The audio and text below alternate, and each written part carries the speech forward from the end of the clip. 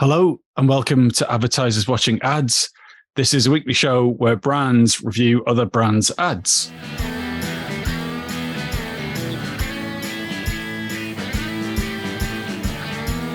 My name is Tom Ollerton. I'm the founder of Automated Creative, and I'm proud to be brought to you this week by Contagious magazine, who helped source the ad this week. So please go and check those guys out after the show.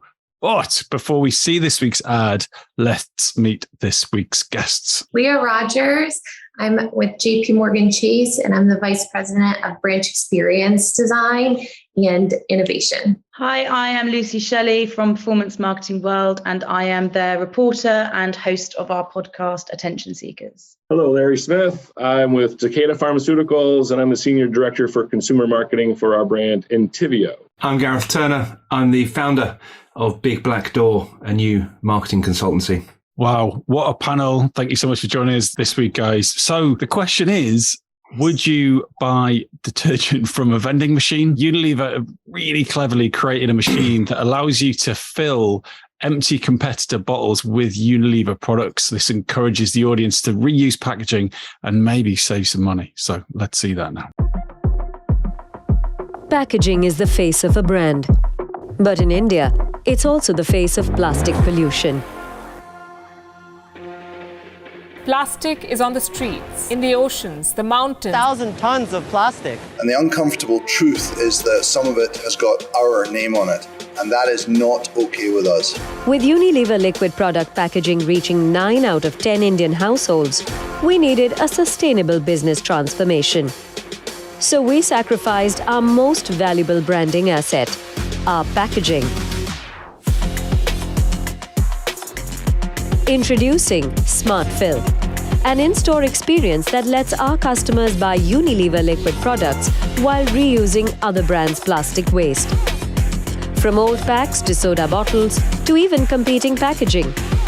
A new business model inspired by the common Indian practice of repurposing. Product dispensing stations were placed across main retail stores in India. Customers just had to select a product, enter the desired amount, SmartFill, and add a barcode to pay for the exact amount of product taken. Every product at a discounted price, allowing people to save not only on packaging costs, but by purchasing smaller amounts, leading to an increase of product trial. In a country with one of the world's largest populations, the global impact was noted and appreciated. In an industry-first move, HUL is offering its customers with an opportunity to reuse their already used plastic bottles and refill it with home care products. At Unilever, we're rethinking the way that we use plastic packaging in our products. You could say we're getting drastic with plastic. A new sustainable commerce model that gradually cuts the production of liquid product packaging, giving a smarter and better solution for our shoppers and our planet. As is customary on this show, we're going to have a vote for how good you thought this execution was. So 1, 2, 3. A 3, a 2, a 2. And Leah, is that a 2?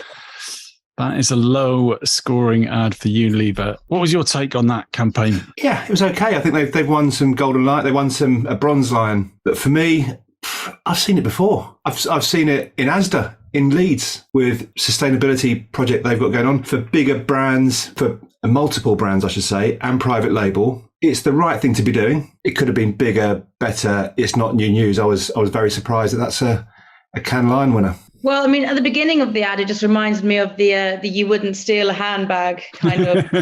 That's what initially came to mind. Yeah, I mean, I think the initiative is great, and obviously the incentive is there, and it's good to see such a big brand kind of in some ways admitting that they are the cause as well of a lot of this plastic that's out there, and trying to kind of solve that. But the kind of the ad in general, I mean, the production quality was quite low. It didn't have the impact that I would have liked to have got from it, I would say. I thought it was a great internal video, meaning that if you're an employee of the company, it's a great rallying cry, it aligns to a mission.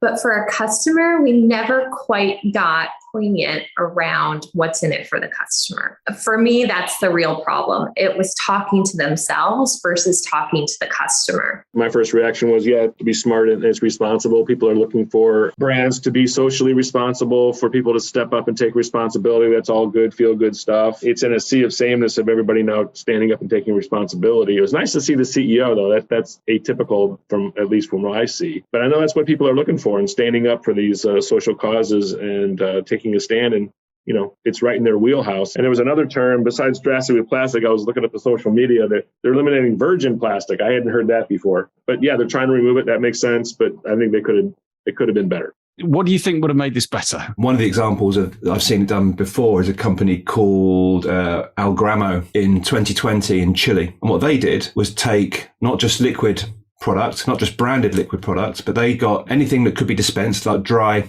detergent, powder. They put it in a vending machine and they took it to underprivileged areas, and there's a cash saving for people. It's cheaper for them to buy it. So that would have made it better, to make it more accessible to as many people as possible, to scale it bigger than it looked like it was there, and perhaps even make it open source. Allow, like Asda have done in Leeds, allow other brands to take part. If you're really passionate about reducing plastic, make it open source. Part of me thinks, okay, maybe it's speaking to a more local community. It doesn't need this big, expensive, big budget show to kind of portray what the message is trying to get across. I also think it makes it look very half-hearted in a way, because I think it doesn't get the engagement from it.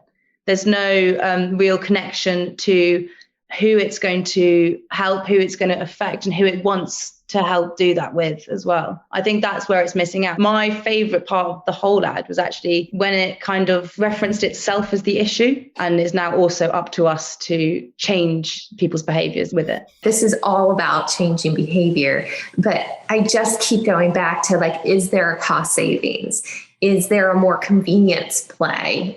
Is there an amount, maybe I'm single and I just don't need a giant tub of detergent. I just keep going back to what's in it for the customer, because with anything new, if you can't answer that question, you can't change behavior. But isn't the benefit that there's less plastic waste? We're saving the planet here, right? And that's fair. But when you start to slice audiences in terms of people who will buy a product or maybe pay a little bit more for more sustainability to our planet, you're talking about a percentage of individuals. And this is a mass product. And so for a mass product, you have to kind of open up and say, okay, for this audience, the environmental impact is completely going to drive the behavior.